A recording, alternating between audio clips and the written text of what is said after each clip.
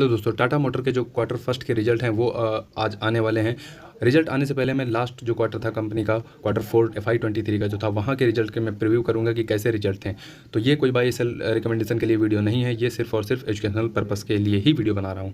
तो सबसे पहले हम देखते हैं कंपनी का जो बिजनेस है वो किन सेक्टर में कंपनी बिजनेस करती है। तो सबसे पहला जो इनका बिजनेस है वो है कॉमर्शियल व्हीकल का, दूसरा इनका बिजनेस है वो पैसेंजर व्हीकल का, और जो तीसरा इनका बिजनेस है वो है JLR का बिजनेस, जहाँ पे आपको रेंज रोवर और जगुआर जैसी प्रीमियम कारें देखने को मिलेंगी। तो ये इनके बिजनेस सेगमेंट है। उसके बाद हम देखते हैं कंपनी के फाइनेंशियल, जो लास्ट क्वार्टर था वहाँ पे कंपनी ने कैसे फाइनेंशियल पेश किए थे।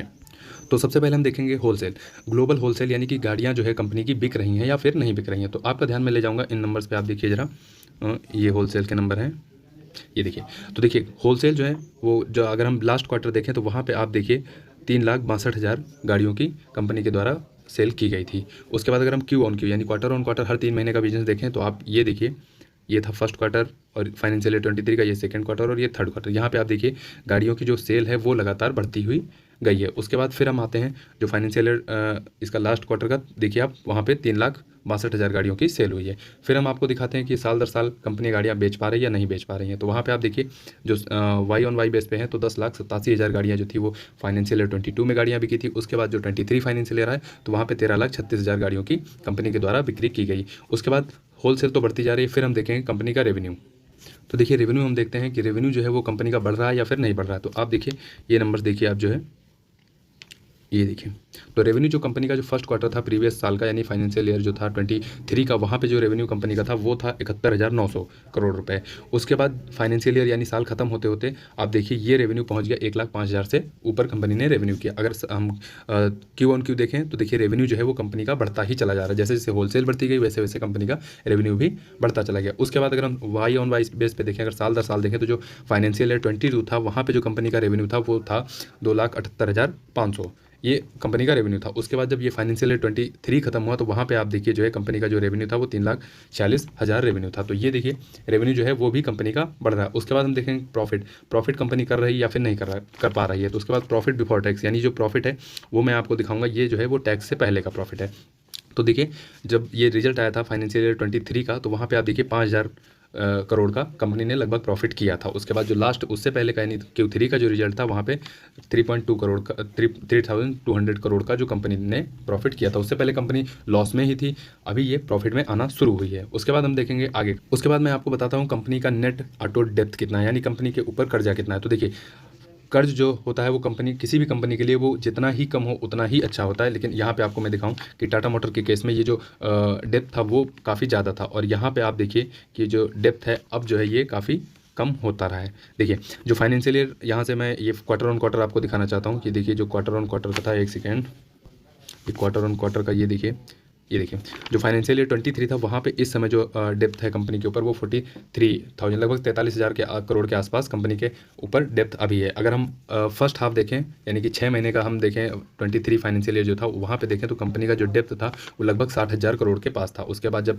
9 मंथ के हिसाब से देखें तो 57,500 करोड़ रुपये कंपनी के ऊपर कर्ज था, और जब पूरा साल खत्म होते होते 43,000 करोड़ जो था वो कर्ज था। तो देखिए डेप्थ जो देखिए वो जो क्वार्टर फर्स्ट 23 था वहाँ से लगातार डिक्रीज होता जा रहा। तो ये एक अच्छी चीज़ है कि जो कर्जा है कंपनी के ऊपर वो जो है वो कम हो रहा है। प्रीवियस क्वार्टर में कंपनी ने फिर डिविडेंड भी अनाउंस किया था। जो टाटा मोटर के शेयर होल्डर हैं वहाँ पे उनको 2 रुपये पर शेयर के हिसाब से कंपनी ने डिविडेंड अनाउंस किया, और जो टाटा मोटर DVR के शेयर होल्डर हैं उनको 2 रुपये 10 पैसे के हिसाब से कंपनी ने डिविडेंड अनाउंस किया था। तो काफ़ी समय बाद जो है कंपनी ने डिविडेंड भी अनाउंस किया है।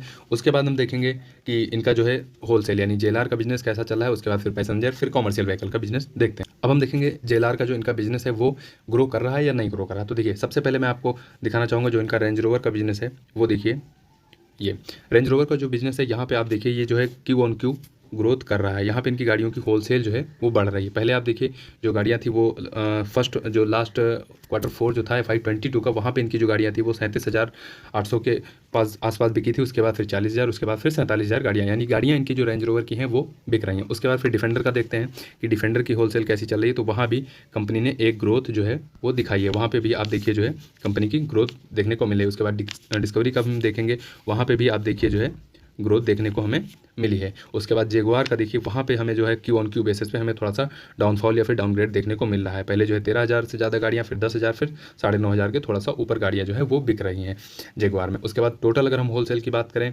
तीनों को मिला के, तो देखिए आप ये नंबर देखिए, 94,600 गाड़ियाँ जो है इनकी Q4 में, जो कि लास्ट क्वार्टर था, वहाँ पे बिकी थी। और क्यू ऑन क्यू अगर हम यहाँ पे देखें तो देखिए ग्रोथ हमें देखने को मिल रही है। तो होलसेल यानी कि गाड़ियाँ तो इनकी बिक रही हैं JLR बिजनेस से। उसके बाद अगर हम वाई ऑन वाई बेस पे भी कंपेयर करें तो आप वाई ऑन वाई बेस पे देखिए ज़रा, ये देखिए गाड़ियाँ लगभग 1,58,000 के ऊपर जो है इस पूरे फाइनेंशियल ईयर में 23 में कंपनी ने बेची हैं। और प्रीवियस जो फाइनेंशियल ईयर था यानी 22, वहाँ पे 1,47,000 के आसपास गाड़ियाँ जो है वो कंपनी ने बेची थी। तो ये है इनकी होलसेल JLR बिजनेस के लिए। JLR के बिज़नेस के बाद अब हम बात करते हैं कि इनका जो कॉमर्शियल व्हीकल का बिज़नेस है वहाँ पे कंपनी का कैसा क्या रहा है। तो देखिए कंपनी का जो कॉमर्शियल व्हीकल में इनका जो मार्केट शेयर है वो देखिए क्वार्टर ऑन क्वार्टर अब इंक्रीज़ होना शुरू हो गया है। जो लास्ट क्वार्टर था यानी कि फाइनेंशियल ईयर 23 का जो फोर्थ क्वार्टर था, वहाँ पे कंपनी का जो शेयर था वो 41% से ऊपर का था, जो कि उससे पहले के क्वार्टर में देखिए आपको 39% के आसपास यानी 40%, 40% के आसपास आपको देखने को मिलेगा, जो कि आप देख रहे हैं कि वो थोड़ा थोड़ा कम होता जा रहा था। लेकिन इस बार जो है कंपनी ने वो लास्ट क्वार्टर में ग्रोथ किया है। उसके बाद फिर हम देखेंगे कि इनका जो है कॉमर्शियल व्हीकल का बिजनेस कैसा रहा, वहाँ पे गाड़ियाँ बिक रही हैं या फिर नहीं बिक रही हैं। तो देखिए होलसेल की अगर हम बात करें तो इनकी जो कॉमर्शियल व्हीकल की गाड़ियाँ हैं वो आप देखिए, ये देखिए 1,16,000 जो गाड़ियाँ हैं इन्होंने वो बेची हैं इस पूरे क्वार्टर में। 3 महीने का जो लास्ट 3 महीने का बिजनेस था, उससे पहले का जो 3 महीना था वहाँ पे आप देखिए 95,000 के आसपास इन्होंने गाड़ियाँ जो है वो सेल की थी। उसके बाद देखिए क्यू ऑन क्यू अगर देखें तो हम यहाँ पे थोड़ा सा सेल जो है कॉमर्शियल व्हीकल की बढ़ना शुरू हुई है। उसके बाद अगर हम वाई ऑन वाई बेस पे देखें यानी साल दर साल पे, तो आप कंपनी ने यहाँ पे लगभग जो है 15.5% की ग्रोथ जो है वो दिखाई है, 15.5% से थोड़ा सा ऊपर 4,13,000 के आसपास पूरे फाइनेंशियल ईयर में गाड़ियाँ इन्होंने सेल की हैं कॉमर्शियल व्हीकल। और उससे पहले का जो था वो 3,57,000 के आसपास गाड़ियाँ जो थी वो उन्होंने होलसेल के तौर पे की थी।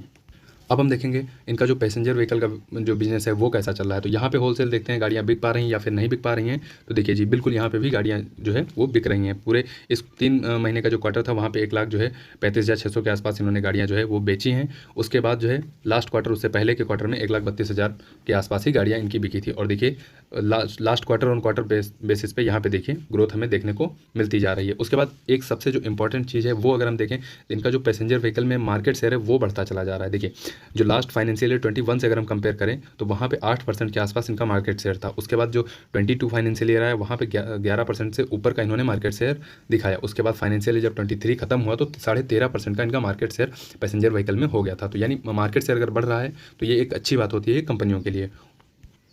उसके बाद इनके पैसेंजर व्हीकल में ही हम वाई ऑन वाई बेस पे अगर हम कंपेयर करें, जो पिछला फाइनेंशियल ईयर 22 था वहाँ से अगर हम 23 की कंपेयर करें तो आप देखिए वहाँ से कंपनी ने जो है 45% से भी ज़्यादा की ग्रोथ दिखाई है, जो कि 5,41,000 गाड़ियाँ जो है इस पूरे साल के दौरान कंपनी ने सेल की हैं, जो कि लास्ट आखिरी जो 22 फाइनेंशियल ईयर था वहाँ से काफ़ी ज़्यादा है। 3,72,000 ही गाड़ियाँ कंपनी वहाँ पे बेच पाई थी। तो ये पैसेंजर व्हीकल का बिजनेस है। यहाँ पे हमने देखा कि होलसेल चल रही है कंपनी की काफ़ी अच्छी।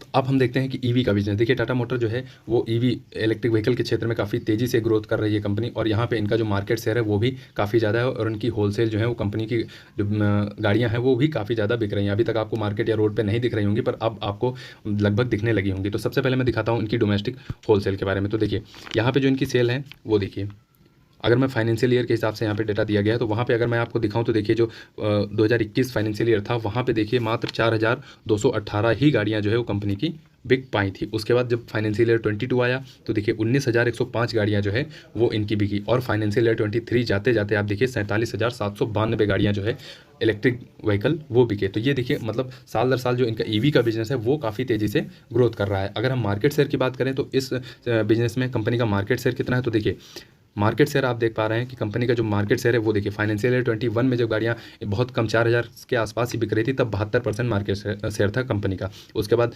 22 में मार्केट शेयर पहुंच गया 86%, और फाइनेंशियल ईयर 23 में जो है मार्केट शेयर इनका पहुंच गया 83% से ऊपर का मार्केट शेयर पहुँच गया, जो कि लास्ट फाइनेंशियल ईयर से थोड़ा सा कम है, क्योंकि उसके बहुत सारे रीजन है क्योंकि अब और भी गाड़ियाँ जो कंपनियाँ हैं जैसे महिंद्रा एंड महिंद्रा सुजुकी ये भी इलेक्ट्रिक व्हीकल में अपनी अपनी गाड़ियाँ जो है वो लॉन्च करना शुरू कर चुके हैं। उसके बाद हम चार्जिंग इंफ्रा की बात करते हैं और नेटवर्क की बात करते हैं। तो देखिए जो 21 था फाइनेंशियल ईयर इनका, वहाँ पे कंपनी के जो सिटीज़ थी या फिर कह लीजिए डीलरशिप थी वो जो थी, देखिए 21 का जो फाइनेंशियल ईयर था वहाँ पे देखिए मात्र 51 सिटी में इनकी जो है डीलरशिप थी, 97 डीलरशिप थे इनके 51 सिटी में। उसके बाद जो है जब फाइनेंशियल ईयर 22 आया तो वहाँ पे 75 शहरों में इनके डीलरशिप जो है वो बढ़ती गई, 143 के आसपास हो गई। उसके बाद देखिए 23 फाइनेंशियल ईयर आते आते 165 सिटीज़ में इनके 250 से भी ज़्यादा के जो है वो डीलरशिप हैं।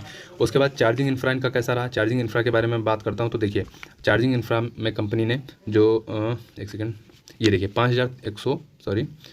5,314 से भी ज़्यादा इनके चार्जिंग पॉइंट जो हैं वो फाइनेंशियल ईयर 23 में कंपनी ने जो है लगाए हैं। उसके बाद अगर हम लास्ट फाइनेंशियल ईयर में बात करें तो 2000 और उसके बाद 2021 में 450 ही चार्जिंग इंफ्रा यानी इनका बिजनेस जो था चार्जिंग पावर पॉइंट का वो कम था। तो चार्जिंग पॉइंट भी कंपनी बढ़ा रही है और ईवी का बिजनेस इनका जो है काफ़ी तेज़ी से ग्रोथ कर रहा है।